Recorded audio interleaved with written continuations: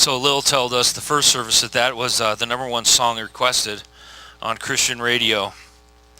That song was written around 200 AD. It's called the Nicene Creed. And if you were involved in any kind of mainline church, they quote it a lot. Well, it really wasn't. I don't think they had a band around 200 AD when they, somewhere around there is I'm just saying. Did you guys know that already? All right, so look up the Nicene Creed. We believe in God the Father. We believe virgin birth and all that stuff. They wrote it. God wrote it along. Anyways, it's good stuff though, right? All right. Thought I'd just give you a little tidbit of information. There's very little. What I'm trying to do, what we're trying to do is trying to have you guys actually get to know each other. It's a struggle with you guys. Just is. I don't know why, but it is. I'm going to tell you why. It's over the summer I was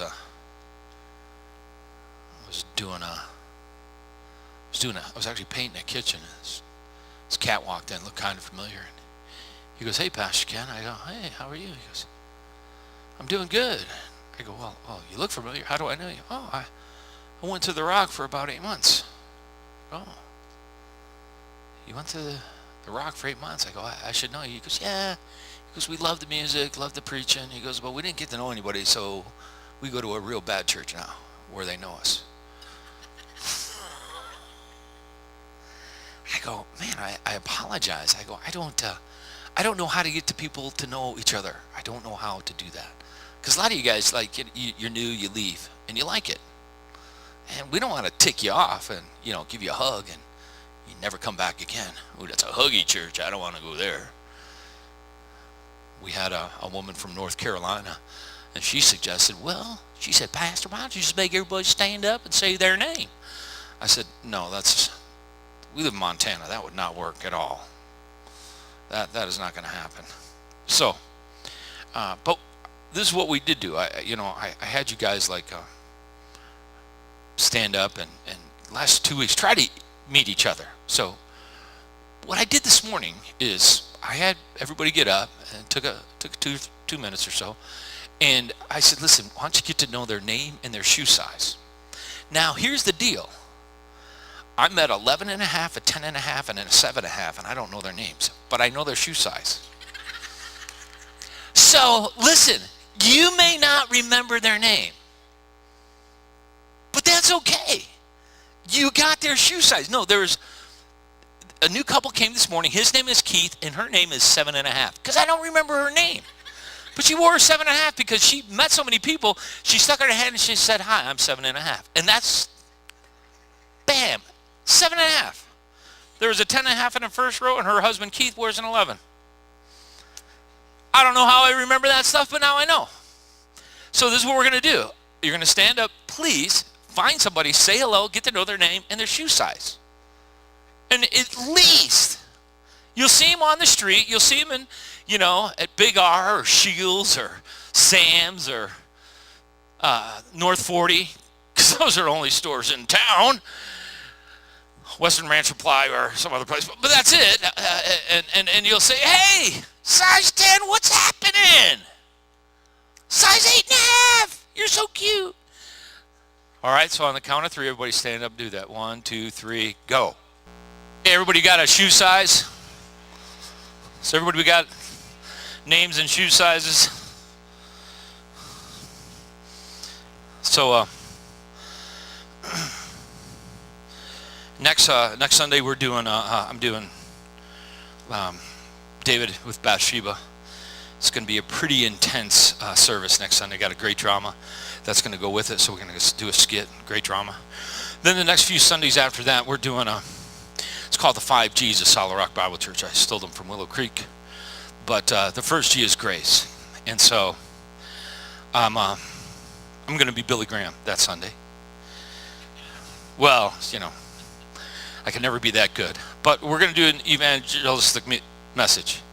So if you have ever talked to your friends about what it means to be a Christ follower, or what it means to be a Christian, how they can know for sure if they were to die, they would go to heaven, what the Bible says about eternal life, about hell, an apologetic message that says, you know, God is God. There is a God. You know, we'll look at atheists a little bit. We'll talk about cognitive thought. But if you've ever talked to your friends and have said, listen, have you ever thought about Jesus in any other light than negative? We'd like to invite you 2 Sundays from now. That's what we're going to be doing. And it's called Grace, God's riches at Christ's expense. That's grace. And we're going to do grace, growth, groups, gifts, giving. So 5 G's would do those the following next 5 Sundays in a row. And next Sunday we're going to deal with family heartbreak and the collateral damage of an affair. So that's the following Sunday. For you guys that made it to the service on the candlelight service, I talked about the best gift in the world, and of course that gift is Jesus Christ. But there were 2 points to that gift. The first point was that you really need to know the person you're giving that gift to. You know who they are. And then the second part of that gift should say, I love you. You know, I love you. Socks and underwear never say I love you. You know, many of you guys get them. That's like a necessity gift. That's like, I couldn't think of anything else to get. You know, if my wife wants to say she loves me, she buys me fishing equipment, weapons, things with motors. That says, I love you. If I want to tell my wife I love her, I get her Pampered Chef stuff. I get her new cooking stuff, microwaves, ovens, stuff that says, no, listen, that's what she says, I love you. I get her rings. I've got her diamonds and stuff. And she's like, no, honey, why don't you get me that? Why don't you give me this thing? I go, okay, fine, I'll get her that thing. I have never got her stuff like, we got her a vacuum one year because she asked for it. That's the only reason. I am sharper than that. Now, I've talked to men that are not that sharp. Oh, I thought my wife wanted a vacuum. Really? So, I love this video. And I showed this video to a couple I've been kind of talking how to teach each other to love each other, because he bought her a vacuum. And I said, wow, that was not smart. So we got this video up here. Ready to rock and roll? You guys got to watch this. This is quite a few years old, but you guys will dig it. My eyes are closed. All right, here we go. Here it is.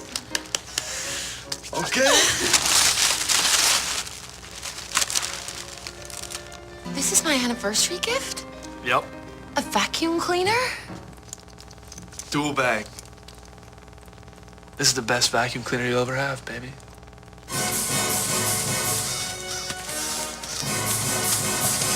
Get in there.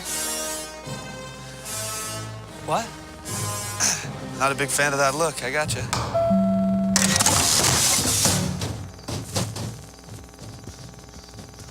New arrival in 5, 4, 3, 2, 1. What is this place? You are in the doghouse. Doghouse? Since time immemorial, when men have messed up, they get sent here by their wives or girlfriends. Fold. Yeah, but I don't deserve to be here. I didn't do anything. Every man in the doghouse thinks he's innocent. Isn't that right, boys? Look, all I know is that I got my wife this really nice gift, and then now here. What'd you get her? This brand new dual bag vacuum cleaner, actually. Hear that, boys? He got our vacuum cleaner. You're a fool, man. Well, it was dual bag. And dual bag doesn't know why he's here. I realize it's not the most romantic gift, but There are many reasons a man can end up in here. Hey, dual bag. All I did was tell my wife that her mom looked hot in a bathing suit. It was a compliment. I was just trying to be nice. That's bull. She was smoking. Without caveat. She was smoking. I told my wife that staying home with the kids was a heck of a lot easier than having to actually work for a living. Pops, See, a lot of guys end up in here during the holidays because they give their wives thoughtless gifts, like a vacuum cleaner.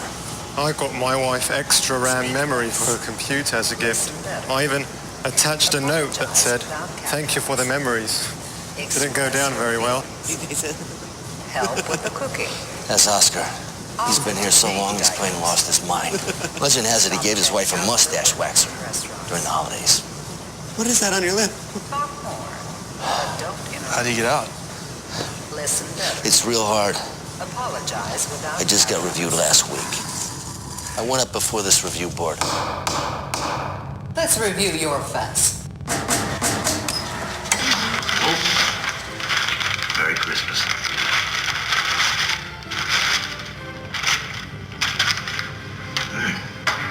Seriously? What? Thought you'd want to tighten up that jelly belly, no?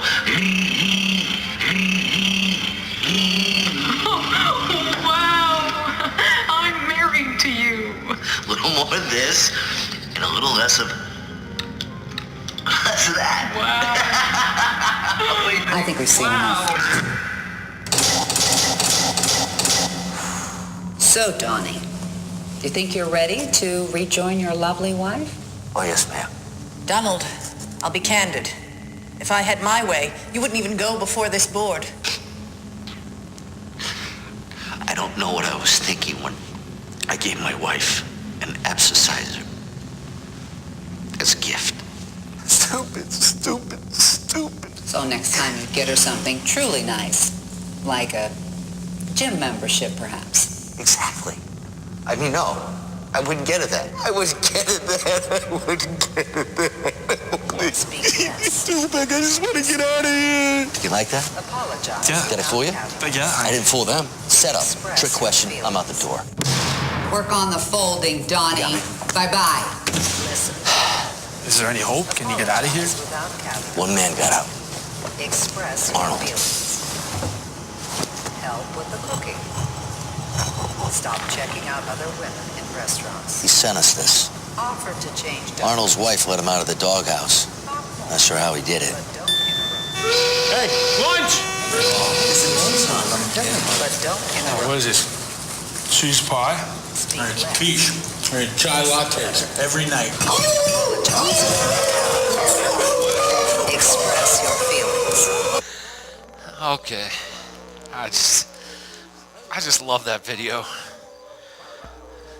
I know some of you guys never have screwed up. Oh.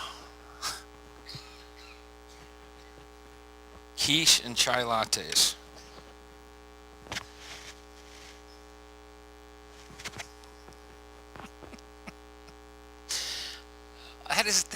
Listen, that's good counseling right there. Just might not be a diamond necklace, but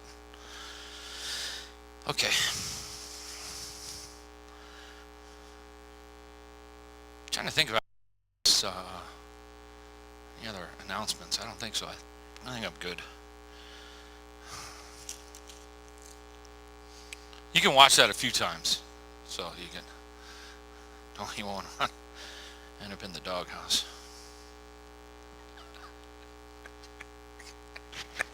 Dual bag. Hey, dual bag!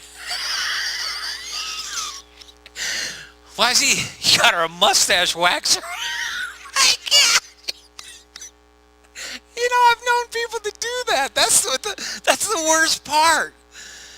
Well, what are you thinking? Well, my wife's kind of a slob. I'm going to get her some vacuum cleaners. Wow. You are going to be miserable the rest of your life. Whew. Anyways, I want to read a quote to you. You'll notice that the title of my talk is, I think it's purposefully try to be kind, or figure out a way to be kind, or go out of your way to be kind. Yeah, kindness just doesn't happen. You actually have to figure it out, to be kind. I have a quote, and it says this: a man who hoards up riches, person who has all kinds of gifts, generosity, wealth. And he says, a man who hoards up riches and enjoys them not. You don't dish out joy. You don't take your resources and have fun. You just hoard them, and that's what you do. The quote goes on to say, a man who hoards up riches and enjoys them not is like an ass that carries gold and eats thistles. So do you get it? You can be a gazillionaire. You can never show kindness, but possibly be able to. You could be, and you never do anything. You're like an ass that just carries gold and eats thistles. God says, listen, I would love you. I created you to do good, to be kind. Ephesians chapter 2, verse 10. To be kind. That's what God created us, to be good and to be kind to each other. We're in 2 Samuel chapter 9, but before we get to chapter 9, I want to read you a quick verse out of 2 Samuel chapter 4. You guys that have been with me for quite a while, we're going through the Bible, and to start 2016, the first Sunday of the year, I try to be spectacular. I give it a shot at least. I try to say, listen, here's something you can think about all year long, and it's going to be kindness. It's strategically, purposefully, be kind. Be kind to each other. The world needs kind people. That's all there is to it. There's enough anger, enough mad, enough mean, enough crazy out there, right? I mean, my goodness, things that have gone on in the States, in Paris, things that are going on in Iran and Syria. I mean, there's craziness and ugliness and anger everywhere. We don't need any more of it. Shoot, we need to figure out how to be kind to each other, how to love one another, how to reach out to each other. We need to learn how to do it here to be a biblically functioning church. We've had this, you guys don't know her, but I know her, this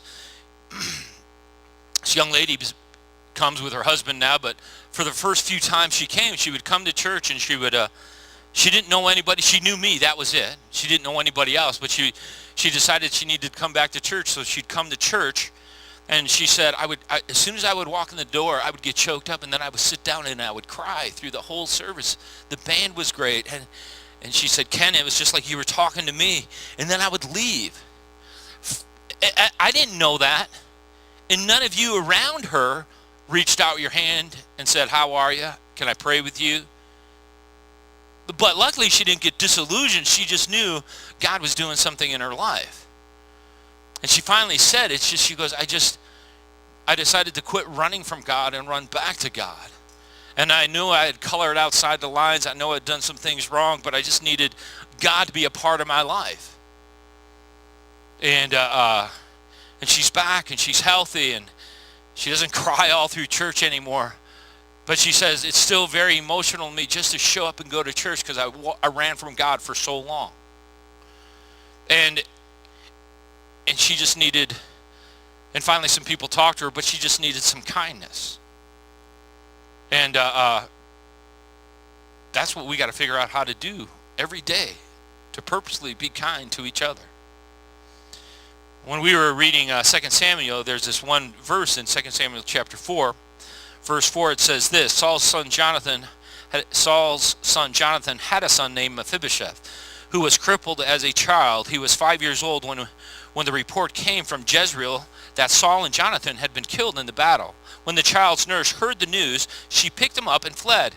But as she hurried away, she dropped him, and most likely his legs broke, whatever happened, but he became crippled, and he was crippled. For the rest of his life, he's going to be crippled. Meanwhile, King David, for you guys that have been with me, he's in charge of everything now. He is the king. And one day the king is being purposeful, and he's going to want to show kindness to someone in Saul's family or someone. And so it says in chapter 9, verse 1, it says, one day David asked, is anyone in Saul's family still alive? Anyone to whom I can show kindness for Jonathan's sake? He summoned a man named Ziba, who had been one of Saul's servants. Are you Ziba? The king asked. Yes, sir, I am, Ziba replied. The king then asked him, is anyone still alive from Saul's family? If so, I want to show God's kindness to them. Isn't that cool? Here's the king. He's a busy man. He runs a country. People want to kill him. You know, but he says, what am I going to, I want to show kindness. I'm going to stop the busyness of my life, and I want to show kindness.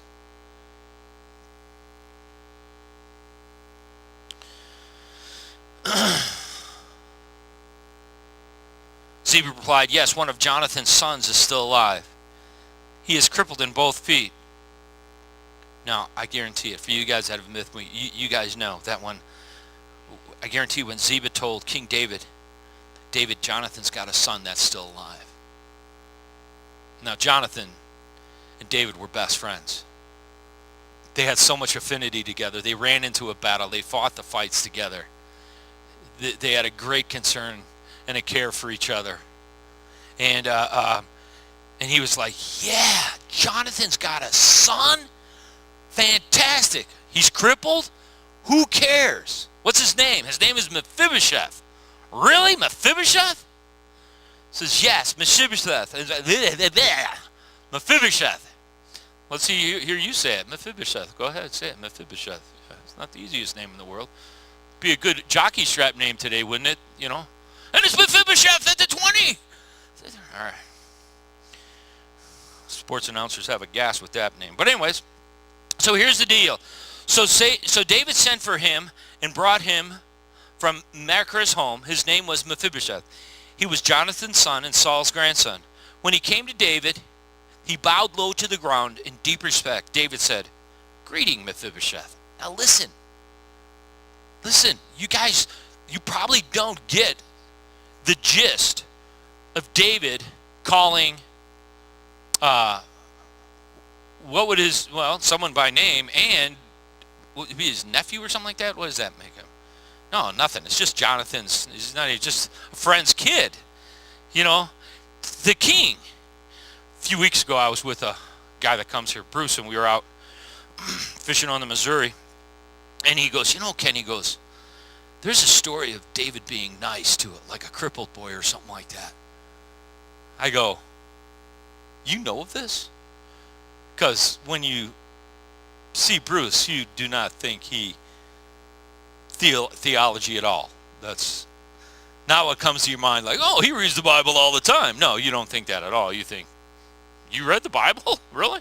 That's what you think. Anyways, and so he's going, yeah, I think it was a real cool story. He goes, I grew up Catholic, and I got this Catholic picture Bible, and I remember reading this story. I go, wow. I go, it's great. I'm not there yet, but I'm going to get there, and today I'm there. And he goes, can you imagine, and we're fishing, he goes, can you imagine the fear in this young man's face when King David says, I want to see you? Now, for some of you guys, if I can help explain this to you, this would be like the IRS sends you a letter and says, I want you to come down to our office. And you're thinking to yourself, for you guys that do taxes, all right, some might not, but for you guys that do taxes, you're thinking, holy buckets, what happened? You know, getting a letter from the IRS is like, you know, somebody hitting you upside the head. You just don't know what in the world happened. So they get this letter, and then you go down to the office, and they go, hey, here's $1 million. Then you go, oh, man, now they're really messing with me. That's what you're thinking. That was Mephibosheth. He's like, the king wants me? He has no idea the king just wants to be kind to him. He's trying to figure out. So he bows low before him. And he's like, what's up, king? You know, what? And he goes, Mephibosheth, he says, here's the deal. All the property that your grandpa owned, your dad owned, it's yours. You know, there's this thing called collateral damage. This was collateral goodness. This was collateral kindness. Everybody that knew Mephibosheth was blessed. All the people that worked with him King David said, listen, you guys worked with Mephibosheth, you were his slaves, you worked for him. He goes, here, you get all this land. Take all the farms, all the agriculture, start growing stuff again. Make sure he gets a part of it, make sure he eats well. He goes, oh, wait. Don't worry about Mephibosheth because he's moving in with me. And he's going to eat with me every night for dinner. I am going to show Mephibosheth what it means to be kind. Isn't that something? The king says, I'm stopping everything that's going on around me in the kingdom, and I'm going to show Jonathan's son kindness. He planned it out. He said, I need to be kind. Now, if we look at our Savior, the Son of God, and if we look in, you guys don't have to worry about going there, in the Gospel of John, chapter 13, at the Last Supper, right before Christ is going to be crucified, he shows some kindness. There's these conferences that I go to, and they're called servant leadership, which is really an oxymoron, because if you're a leader, you should be a servant. You shouldn't have to say servant leadership. It should just be, if you're a leader, you serve. If not, you're just in management and you're a dingbat. But if you're a leader, you serve. People follow people that serve. People don't follow people that just manage and tell you what to do. And God the Son was a servant. So before he gets crucified, at the last dinner that he meets with them, this is what happens. Before the Passover celebration, Jesus knew that his hour had come to leave this world and return to his Father. He had loved his disciples during his ministry on earth, and now he loved them to the very end. It was time for supper, and the devil had already prompted Judas, son of Simon Iscariot, to betray Jesus. Jesus knew that the Father had given him authority over everything, and they had come from God, and that he would return to God.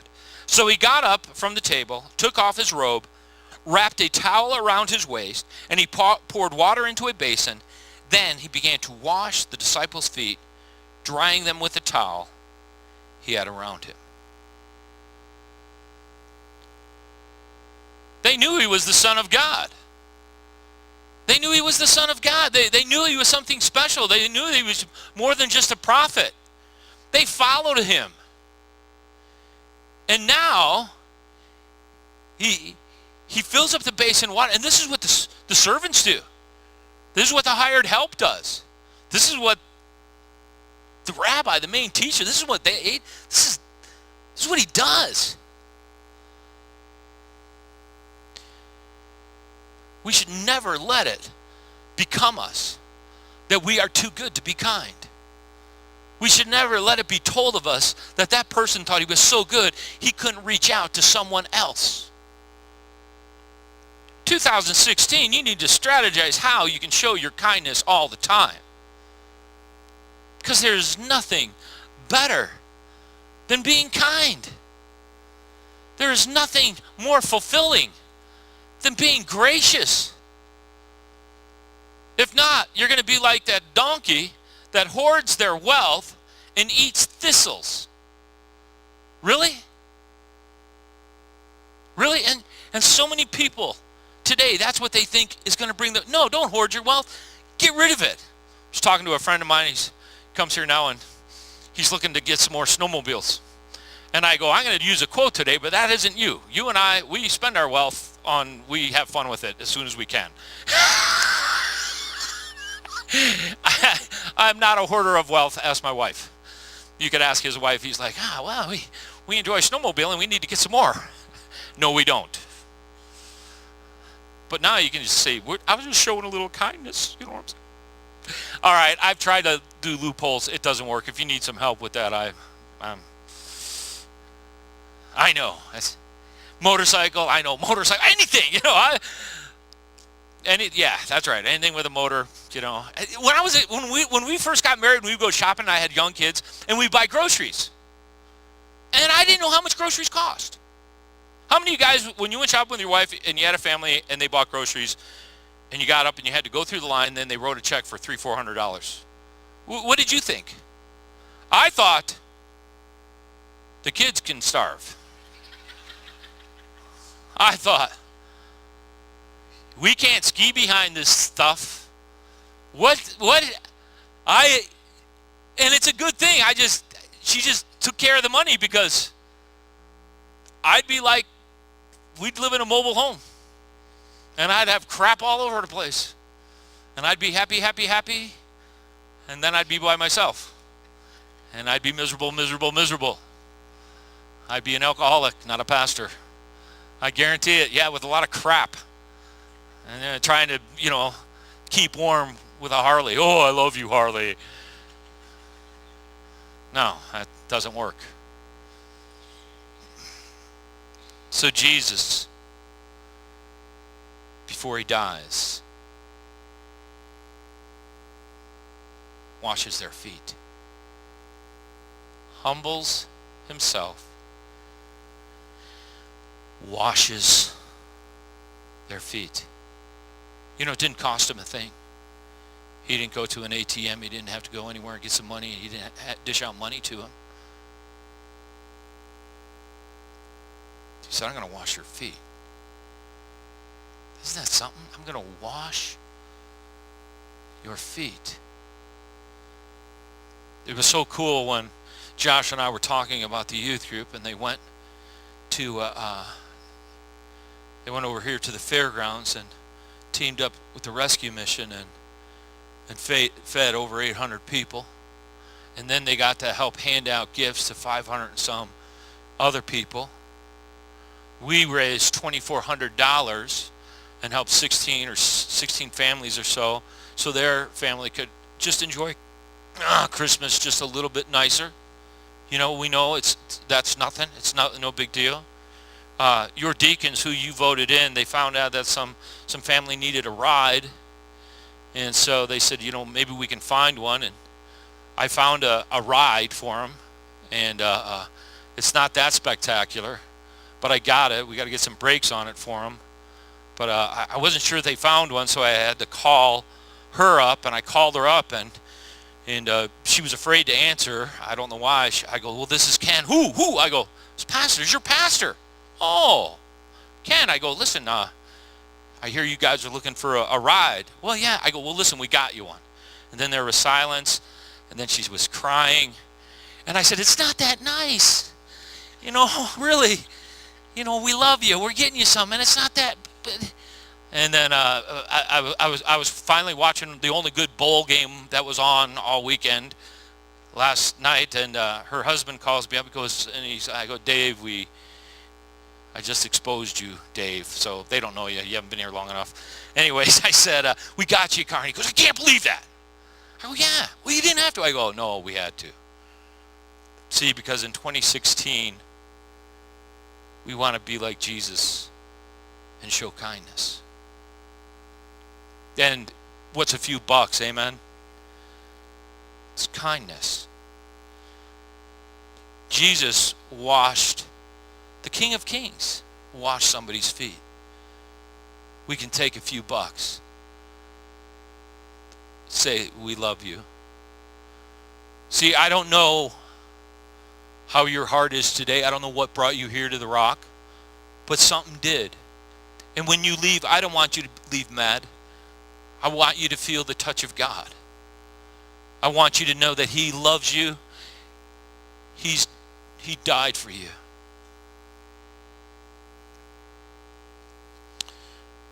We're going to take communion now.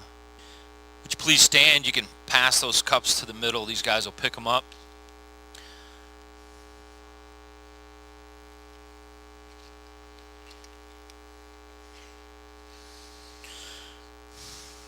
All right, so I want you to plan some acts of kindness this week to someone that may be unexpected, like your spouse, kids. Be kind. Figure it out. You know, I'll tell you what I do. Sometimes I buy lunch for the person behind me in McDonald's. It's never McDonald's. I forgot. I don't eat there. I lied twice. God forgive me. Sometimes I do that. I pick up somebody's, and then I don't know who they are, but, it always makes you feel good. Because, sometimes I kind of look in the mirror to see if they're like, I don't know that person. I'm going, yes. Be nice. Figure it out. Some of you guys know when you get up in the morning, you're a grump. And if you're not sure, just ask someone close to you. Hey, am I grumpy today? Yes. Well, be kind to the grump. Maybe it'll change him around. Maybe it won't.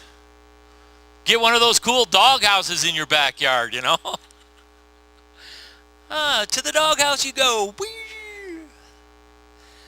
Let's join hands and pray. Gracious Lord, this year, 2016, may we at The Rock, may we commit ourselves to you, and because you have showed us kindness, we should be locked up, put away for things we've said, done. You have showed us kindness.